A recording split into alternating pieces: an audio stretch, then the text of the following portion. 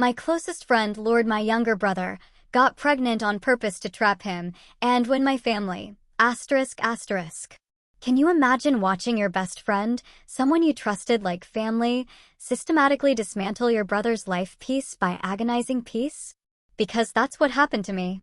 It wasn't just a breakup, it was a slow, calculated destruction that left him a shell of the person he once was, and it still feels like a dagger in my chest every single day. I still struggle to organize all of this in my head, even now.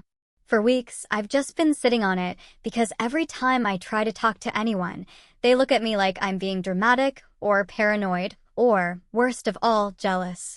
And maybe, deep down, I am all of those things, but that doesn't make me wrong. Marley was my best friend. That word, is so important. I need to say it up front because people keep acting like I'm just some controlling older sister who hated every girl who dared to look at my brother. That is not the story. Marley and I met about 5 years ago in a spin class. I was 23, she was 24.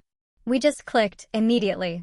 She was vibrant, funny, always spontaneous, always down for whatever adventure I threw her way.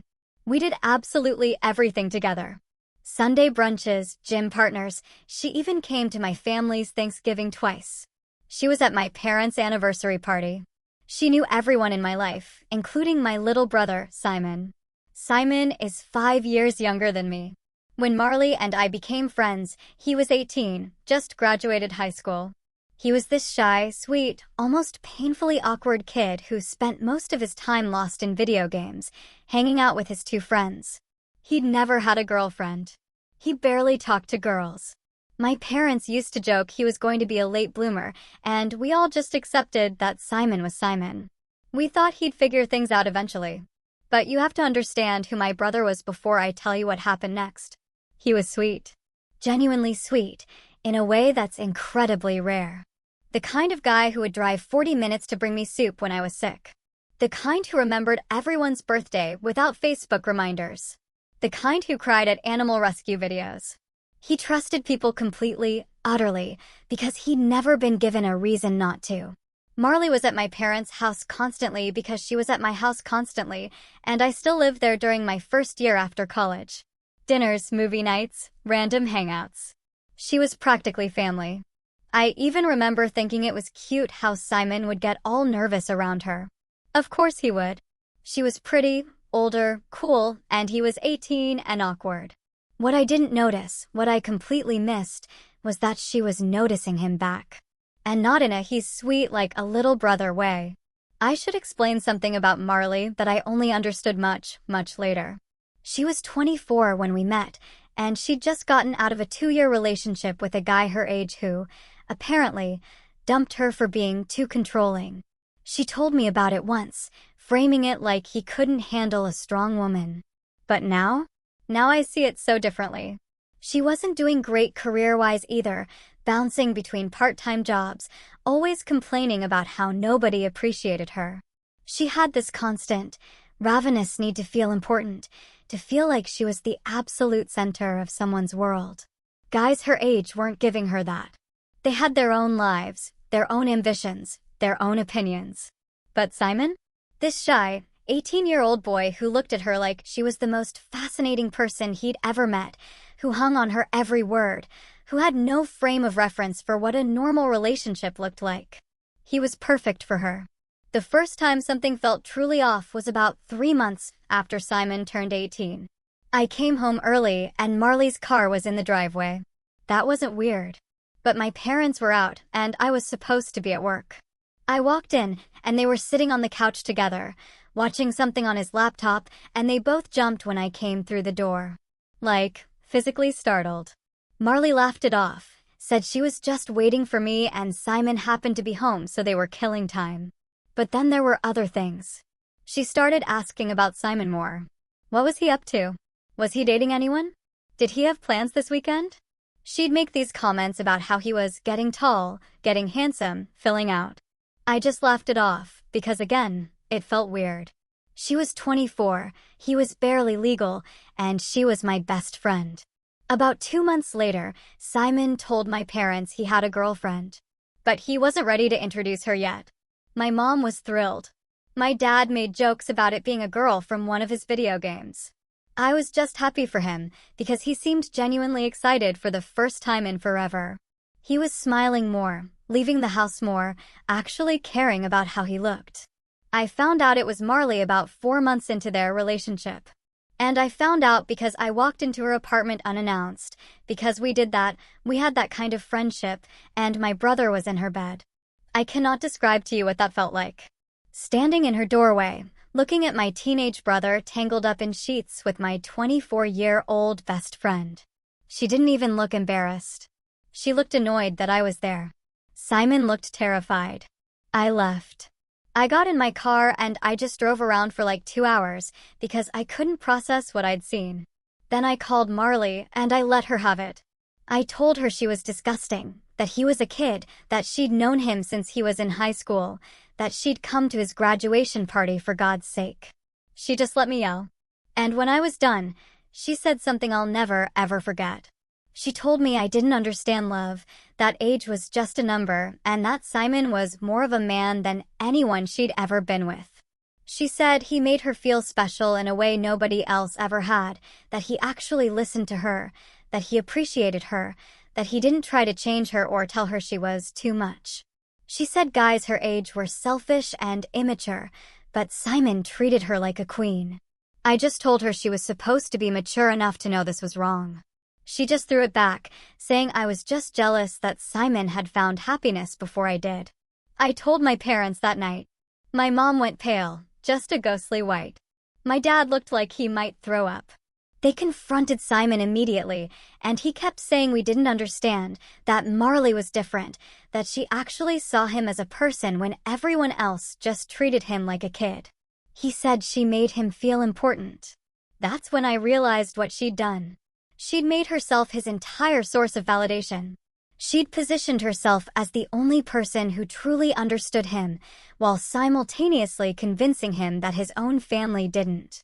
My parents tried to talk sense into him for weeks. They pointed out the age gap, the power imbalance, the fact that she'd been hanging around our house specifically to get close to him.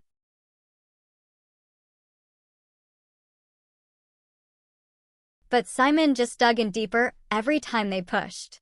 He said they were being controlling, that they didn't want him to be happy, that they'd always treated him like a baby, and Marley was the first person who saw him as an adult. About 3 months after I found out, Marley announced she was pregnant. My mom literally collapsed. Not dramatically, just sat down on the kitchen floor and didn't move for like 10 minutes. My dad started pacing. Simon just stood there, looking terrified and also weirdly proud, like he'd accomplished something. I found out later that Marley had told Simon she was on birth control. She wasn't. She told him after she got pregnant that it must have failed, but I don't believe that for a second. She saw my family pushing back, saw the possibility of losing her grip on him, and she locked it down permanently. A baby meant he couldn't just walk away. A baby meant she'd always be in his life, no matter what. Marley came over to explain herself. She showed up all sweet and apologetic. Said she knew this wasn't how anyone wanted things to happen. Said she understood our concerns. Said she loved Simon more than anything, and she was going to be the best mother and the best partner. And we'd all look back on this and laugh someday. My mom actually started to soften, because Marley was good at this. She knew exactly what to say. Then my dad made a mistake. He suggested that maybe Simon should wait before making any permanent decisions, that maybe he should take some time to think about whether this was really what he wanted for his life at 19. He said maybe they should explore options. Marley's face changed completely. All that sweetness just dropped, and she looked at my dad and said if we tried to convince Simon to abandon his child or abandon her, she would tell everyone he'd forced himself on her. That she had text messages she could edit, that she had photos that could be misinterpreted, that everyone would believe a crying, pregnant woman over some teenage boy nobody took seriously. And she said it calmly, like she was reading a grocery list. My dad tried to call her bluff, and she pulled out her phone and showed him a draft email to the local police department. She'd already written it out, detailed, convincing, full of dates and times that were real, but contexts that were completely fabricated. She told him to imagine what that would do to Simon's life, his future, his reputation. She wasn't asking for anything except that we stay out of her relationship. She said if we accepted her and treated her like family, if we stopped trying to convince Simon she was wrong for him, she would delete everything and we could all move forward. My parents looked at Simon, expecting him to be horrified, to finally see what she was. But he just stood there and said Marley told him about the insurance policy because she knew we might react badly. He called it an insurance policy. He said he trusted her not to use it unless she had to. He said we'd forced her to protect herself. That's when I knew. We'd lost him. The next 2 years were a nightmare of watching my brother disappear. He moved in with her immediately after the baby was born. They got married at the courthouse 6 months later, and none of us were invited. We'd find out about major life events through Facebook posts. He stopped coming to family dinners. He stopped answering calls unless Marley was there to supervise. When he did visit, he seemed quieter, always looking at her before he spoke, like he needed permission. Marley quit the part-time job she'd had and stayed home with Luna. Simon worked constantly to support them. She controlled all the money because she said he wasn't good with finances, which was a lie. Simon had always been careful with money, but she convinced him he couldn't be trusted with it. She made all the decisions about where they lived, what they bought, who they saw.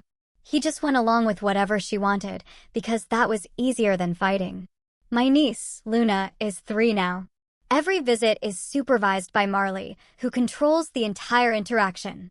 If my mom tries to take Luna to another room, Marley suddenly needs to change her diaper. If my dad tries to have a private conversation with Simon, Marley appears out of nowhere with some urgent question. We can't get him alone ever. About 6 months ago, I tried a different approach. I reached out to Simon directly and asked if he wanted to get lunch, just us, like we used to do when he was in high school. He agreed, but then canceled last minute because something came up with Luna. I tried again a week later. Same thing.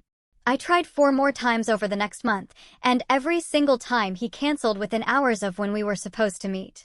The 5th time, I just decided to show up at the restaurant anyway. I sat there for an hour, just hoping he might come. He didn't. But about 40 minutes in, I got a text from him that just said, "Sorry, can't make it. Marley needs me home." And then, immediately after, a text from Marley's number that said, "Please stop harassing my husband. He doesn't want to see you." I saved both of those texts. I have a folder on my phone now of every weird interaction, every canceled plan. Every time he said something that sounded like her words coming out of his mouth. I'm not documenting it for any legal reason. I just needed to prove to myself that I wasn't imagining things. My parents have basically given up on direct contact. They send birthday cards and Christmas presents and get polite thank you texts that definitely sound like Marley wrote them. My mom cries about it constantly. My dad has gone full avoidance mode where he just doesn't talk about Simon at all. Like maybe if he ignores it, the problem will solve itself. Then last week, my mom got a text from Marley announcing she's pregnant again. 2nd baby due in 6 months. And the text included what my mom called an invitation, but what I would call a ransom demand. Marley said she'd been thinking about family and forgiveness, and she wanted to give us a chance to be part of her children's lives. All we had to do was apologize. For what exactly? For interfering in their relationship? For trying to break them up? For not trusting her love for Simon? For making her feel unwelcome in our family? She wants a formal apology from both of my parents, acknowledged in front of Simon, before she'll allow us regular access to Luna and the new baby. My mom is actually considering it. She told me yesterday that she's been talking to my dad about it, and they think maybe it's worth it just to have their son back, just to be able to see their grandchildren. She said sometimes you have to swallow your pride for family. I told her she couldn't be serious. That apologizing to Marley means telling Simon that we were wrong all along. That it validates everything she did. That it gives her even more power over him because now his own parents are admitting she was right. My mom just looked at me with these tired, defeated eyes and said she didn't know what else to do. I don't either. I keep thinking about the brother I used to have. The one who would text me random memes at midnight. The one who came to my college graduation even though he was 15 and bored out of his mind. And now my parents are about to hand her a complete victory just for the chance to hold their grandchildren. I can't let this happen. I can't watch my family apologize to this woman. But I also can't figure out what else to do. Every time I try to intervene, I make things worse. Every time I pull back, nothing changes. I'm completely stuck, watching everyone I love either give up or get manipulated. And I don't know how to stop it. Someone please tell me there's something I can do. Some way to get through to him. Some angle I haven't thought of, because right now it feels like we've already lost, and we're just negotiating the terms of surrender. Update asterisk, I honestly didn't expect my first post to get the attention it did. I read every single comment and message, even the ones calling me dramatic or saying I should mind my own business. Some of you asked questions that made me realize I left out important details, so I'm going to try to fill in those gaps while also updating you on what happened next. First, the backstory stuff I didn't explain well enough. A lot of people asked about the timeline and whether anything happened before Simon turned 18. Honestly, I don't know for sure. What I do know is that Marley was around constantly when he was 17, and I never thought anything of it because she was my friend, there to see me. But looking back, there were moments. Her offering to drive him somewhere when I was busy, remembering details about his life that I'd never told her, buying him a birthday present that was weirdly thoughtful for someone who was supposedly just her friend's little brother. When I confronted her about this years later during one of our few heated conversations, she insisted nothing physical happened until he was legal. She said she waited. Like that made it better. Like waiting until the exact day society says you can't go to prison for it somehow erases the months of building emotional dependency in a teenager. Several people asked about Marley's life situation when all this started. I mentioned she'd just been dumped by a guy her age, but I didn't fully explain how much that mattered. Marley, at 24, was not in a good place. She had no real career, just random part-time stuff that she constantly complained about. She lived in a tiny apartment that she could barely afford.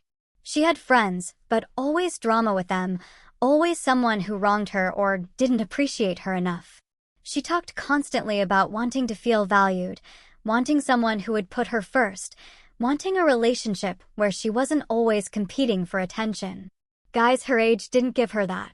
They had jobs and friends and hobbies and opinions. They pushed back when she was being unreasonable. They expected her to have her own life too. Simon had none of that.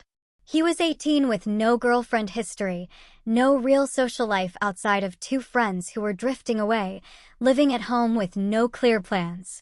He thought Marley was the most amazing person he'd ever met. When she talked, he listened like she was revealing the secrets of the universe. When she wanted attention, he gave it completely. When she made suggestions, he followed them without question. She didn't just want a boyfriend. She wanted someone she could sculpt into exactly what she needed. Someone who would never challenge her or leave her or make her feel less than. Simon was that person. Okay, so the update. After my first post, I decided I couldn't just sit around while my parents debated apologizing to Marley. I needed to at least try talking to Simon one more time, but I knew the direct approach wouldn't work because she monitors everything. So, I got creative.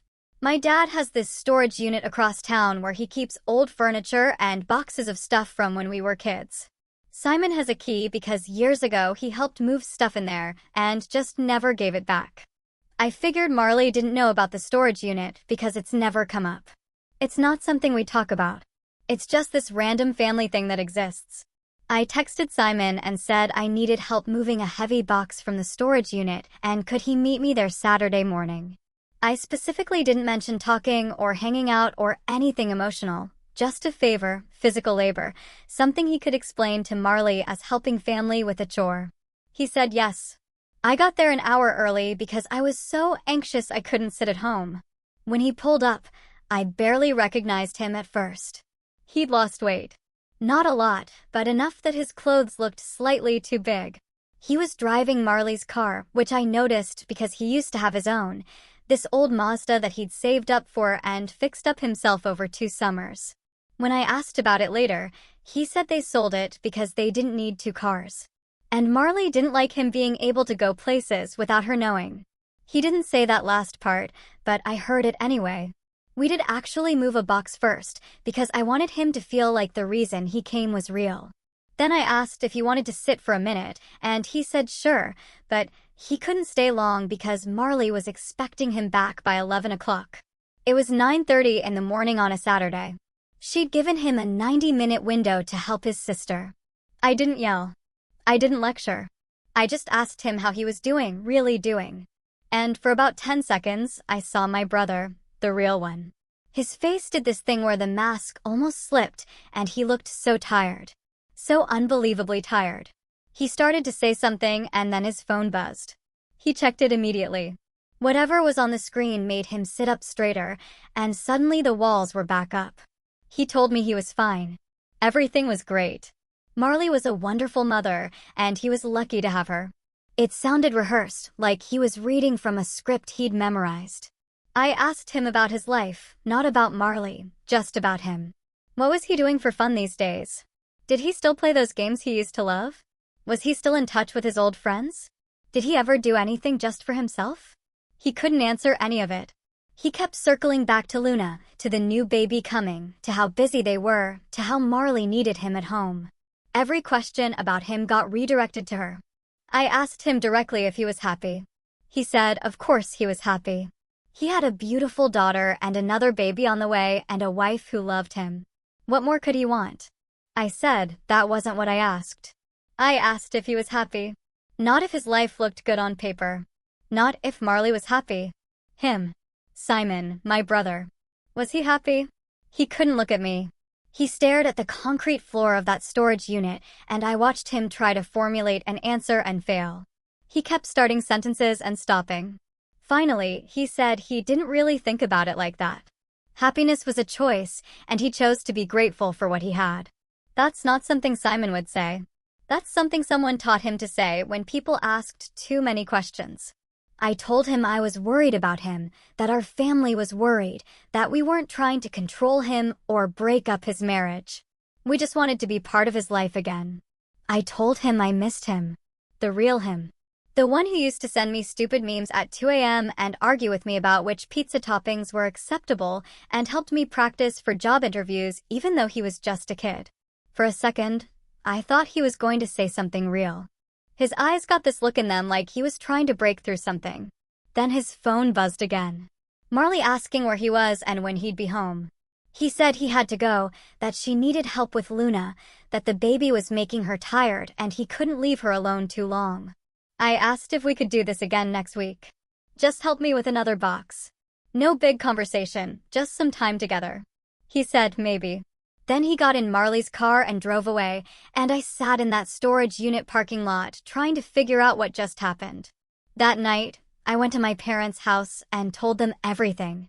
My mom kept saying things like, "At least he showed up," and "At least he talked to you," which technically was true, but felt like setting the bar underground. My dad was quiet through most of it. And then he said something that really got to me. He said he'd been thinking about Marley's apology demand, and he'd come to a decision. He wasn't going to do it. Not because he didn't want to see his grandchildren, but because he finally realized that apologizing wouldn't actually give them Simon back.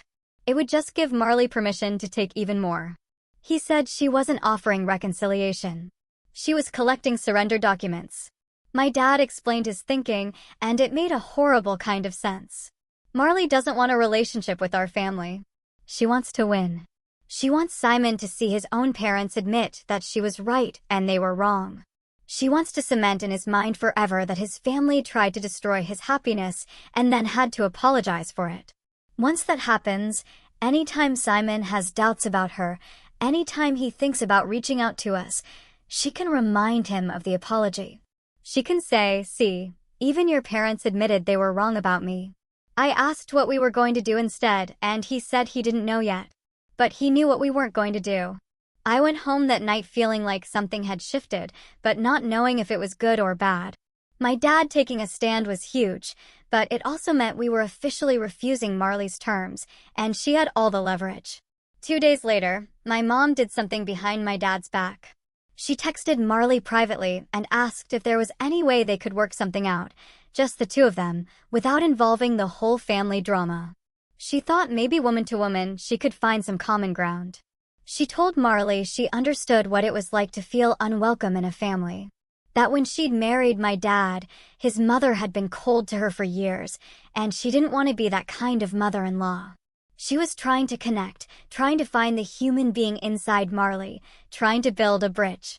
Marley's response was a screenshot of my mom's text sent to Simon with the caption, "Look how your mother is trying to manipulate me behind your back. She's going around you to get to me because she knows you'd say no." Simon called my mom that night. Or rather, Marley called from Simon's phone and put him on speaker. What followed was 20 minutes of my brother saying things that clearly came from Marley, while Marley added commentary in the background. He said my mom was sneaky, that she'd always been sneaky, that she'd tried to break up his relationship from the beginning and now she was still doing it. He said she was trying to turn his wife against him. He said he was done giving his family chances to accept Marley. He asked why they couldn't just be happy for him. Why everything had to be a fight. Why they kept treating Marley like a villain when she was just trying to protect their family. My mom tried to explain. She apologized for going around him. She said she was just desperate to find a solution. She said she loved him and she loved Luna, and she just wanted to be part of their lives. She asked what she had to do, what any of them had to do to make this work. Simon's response was that they'd already told her what to do. Apologize. Accept Marley. Stop acting like something was wrong with his marriage. That was it. That was the price of admission. My mom asked if there was any room for conversation, any way to talk about this in person. Maybe just the three of them without everyone else involved. Simon started to respond, but Marley's voice cut in saying they'd already tried that and it didn't work. And maybe if the family could show some basic respect, they could talk about Luna's birthday party next month. Luna's birthday. She dangled it like a treat for a dog that's been misbehaving. The call ended shortly after with Marley saying she hoped everyone could think about what they really wanted and whether their pride was worth more than their grandchildren. My mom was destroyed. She called me sobbing, convinced she'd ruined everything, that her attempt to help had made everything worse. I tried to tell her that Marley would have found something to use against us regardless, that if it wasn't the text, it would have been something else, but she wasn't hearing it. A week went by, then two. My dad maintained his position about not apologizing. My mom fluctuated between agreeing with him and crying about Luna. I tried the storage unit thing one more time, but Simon didn't respond to my text at all. Then 4 days before Luna's birthday, my mom got another text from Marley. Not a demand this time, an invitation. Marley said she'd been thinking about family and forgiveness, and she wanted Luna to know her grandparents. The party would be Saturday at 2 p.m. at their apartment. Family was welcome as long as everyone could behave appropriately. Behave appropriately, like we were the ones who needed to be managed. My mom was immediately ready to go. She didn't care if it was a trap. She didn't care about the weird wording. She was going to see her granddaughter on her birthday, and nothing was going to stop her. My dad refused. He said he wasn't going to walk into Marley's territory and pretend everything was fine just for the privilege of being watched while he talked to his own son. He called it a hostage viewing. They had a massive fight about it the night before the party. My mom accusing him of being stubborn and proud. My dad saying she was being naive and desperate. It got ugly. Neither of them changed their minds. Saturday came, and my mom and I drove to the party together. She'd spent hours picking out the perfect gift, wrapping it with a handmade bow, practicing what she'd say to Luna, planning how she'd act around Marley. She was nervous in a way I'd never seen her, checking her reflection constantly, asking me if she seemed calm. The apartment complex was normal, nothing fancy. We found parking and walked to their building, and I could feel my mom shaking slightly when we reached the door. Marley answered, smiling, warm, hugging my mom like they were old friends, welcoming us into the apartment like we were honored guests. The whole place was decorated for a 4-year-old's birthday party. Pink streamers and balloons and a banner with Luna's name in glittery letters. There were about 8 other people there. Marley's friends and some people I didn't recognize. Luna was in the middle of the living room playing with another little girl her age. She'd gotten so big. The last time I'd seen her, she was barely walking. And now she was this whole person with pigtails and a princess dress and opinions about things.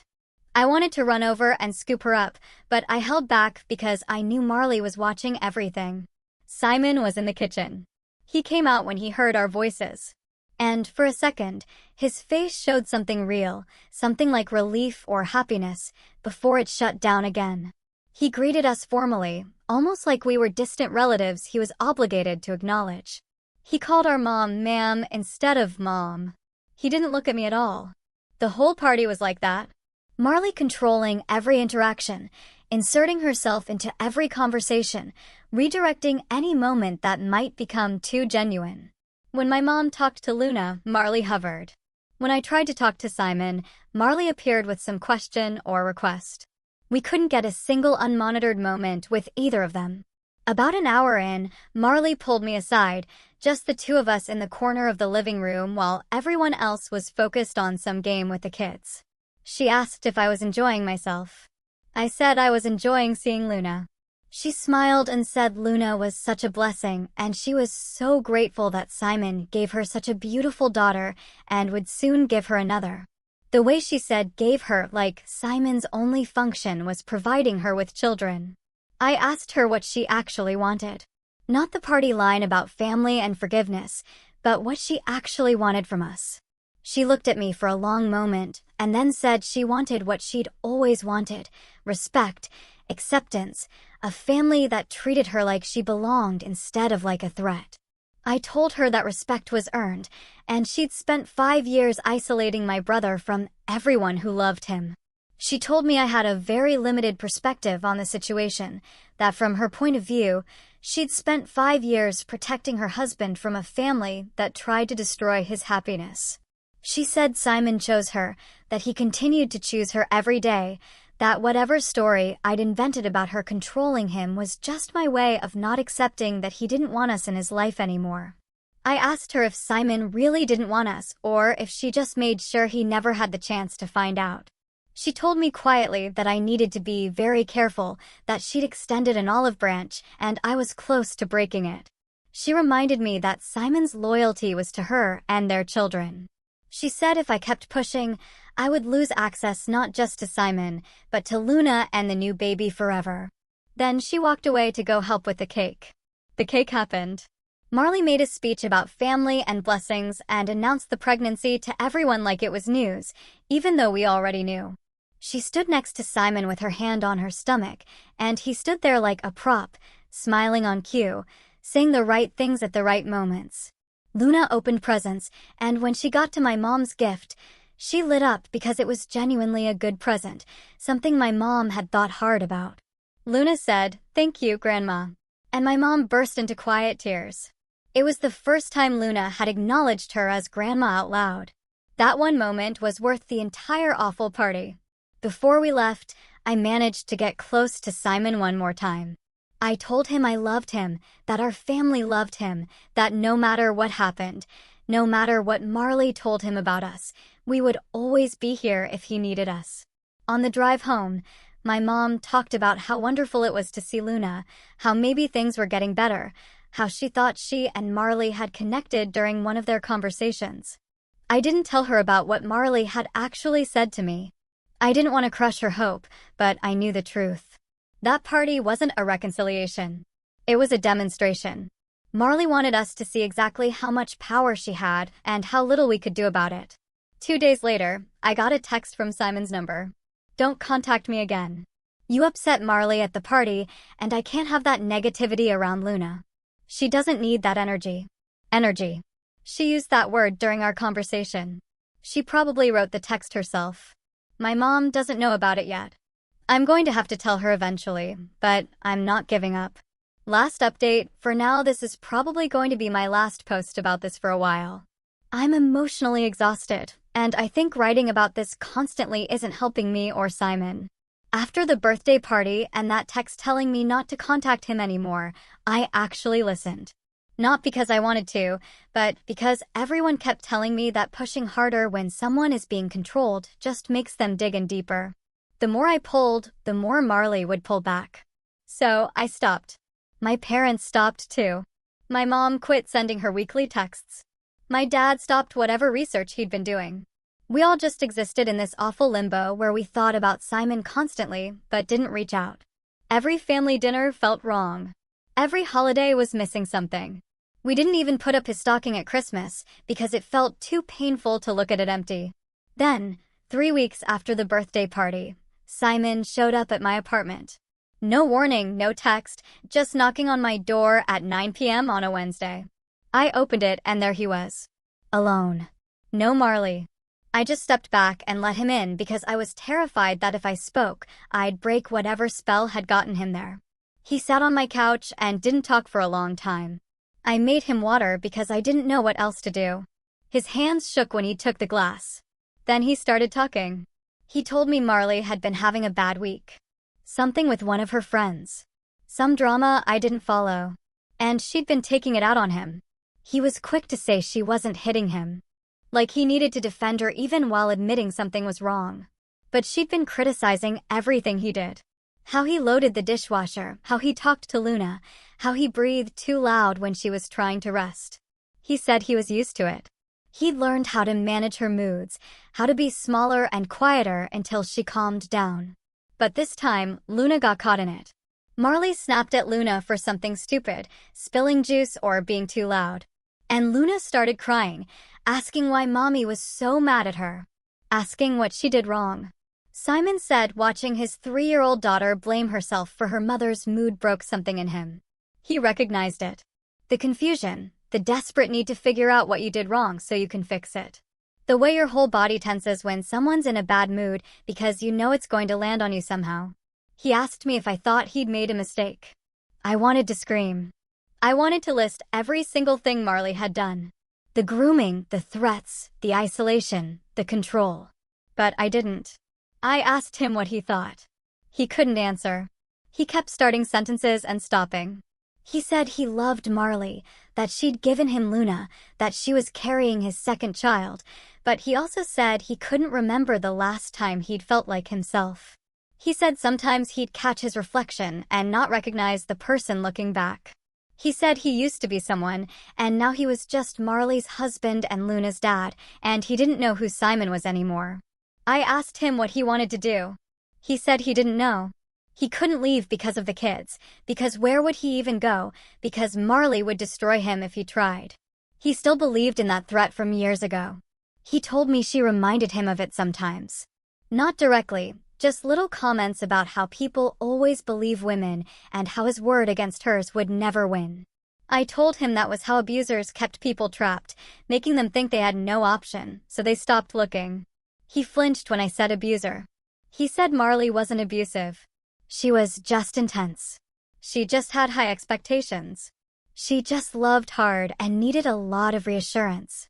I asked him to say that again and really listen to himself. He couldn't. We talked for almost 2 hours, not lecturing, just talking like we used to when we were kids. I didn't try to convince him to leave.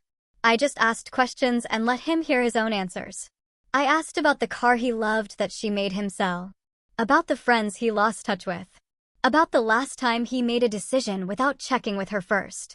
About what he thought Luna was learning by watching their relationship. Around midnight, he said he needed to go before she noticed how long he'd been gone. He'd told her he was getting diapers. That's his cover story now. Diapers. He has to lie to his wife to have a conversation with his sister. Before he left, I told him our door was always open. That no matter what he decided, no matter how this went, he was my brother, and I loved him, and nothing would change that. Not Marley, not time, not anything. He hugged me. Really hugged me. Not the stiff, awkward ones from supervised visits. He held on for a long time, and I could feel him shaking slightly. Then he left. Went back to her. That was 3 weeks ago. He's still there. Nothing has changed from the outside. Marley is still pregnant. Luna is still being raised in that house. Simon still doesn't answer texts or calls unless Marley approves them. My parents know about the visit. My dad said we need to be patient. I'm trying to be. It's the hardest thing I've ever done. I keep thinking about what he said, that Luna blamed herself when Marley was angry. That's the cycle starting all over again. Marley is creating another generation of people who think her moods are their responsibility. I don't know if Simon will ever leave. I don't know if he'll call again or if that night was a one-time crack that Marley has already sealed back up, but I know he came to me. That has to mean something. To everyone who followed this and sent messages and told me not to give up, thank you. I'll update if anything changes. For now, I'm just holding on to that hug and waiting. Have any of you ever dealt with a situation where a loved one is so deeply manipulated? How did you keep hope alive, and what strategies, if any, helped them see the truth? I'd really love to hear your thoughts.